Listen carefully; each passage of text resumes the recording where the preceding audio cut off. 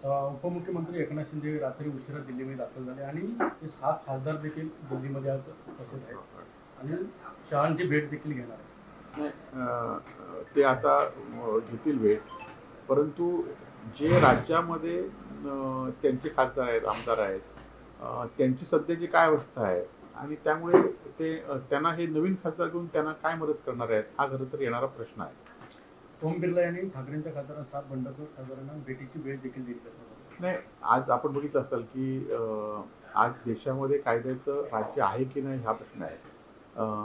लोकशाहीमध्ये जे अधिकार दिले आहेत ते पण आहेत की नाही हा प्रश्न आहे. कारण 40 आमदार आणि खासदार होऊन सुद्धा इतके वर्ष झाली तरी तो निकाल लागत नाही आणि त्यामुळे सरकारची या फुटीच्या प्रकरणाला सरकार प्रवृत्त करत आहे.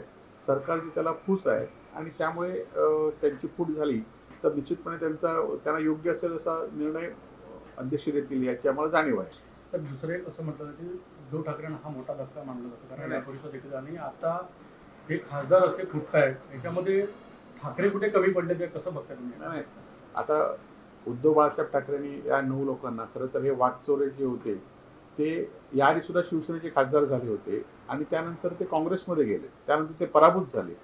काँग्रेसने त्यांना पुढच्या निवडणुकीमध्ये तिकीट दिलं नाही वस्तुस्थिती आहे. ते मध्यंतरी भाजपमध्ये गेले, भाजपने त्यांना तिकीट दिलं नाही. पुन्हा एकदा उद्धव बाळासाहेब ठाकरेंकडे ते आले. उद्धवजींनी मागचा सगळे विश्वास टाकला आणि आज ते पुन्हा पक्ष बदलत आहेत. आता ह्या वाकचोरेंच्या अशा भूमिकेबद्दल आणि ते निवडून आले शिर्डी सारख्या मतदारसंघामध्ये आणि त्यामुळे उद्धव साहेबांचं काय नेमकं चुकलंय हा खरा प्रश्नापेक्षा अशा लोकांबद्दल उद्धव साहेबांनी कोणावर विश्वास ठेवावा की आणि ह्यांची प्रवृत्तीच ही आहे की पक्षात यायचं, निवडून यायचं आणि दुसऱ्या पक्षात जायचं, स्वतःचा स्वार्थ साधायचा. अशा प्रवृत्तीच्या विरोधात आता उद्धवजी तरी एकटे काय करणार आहेत?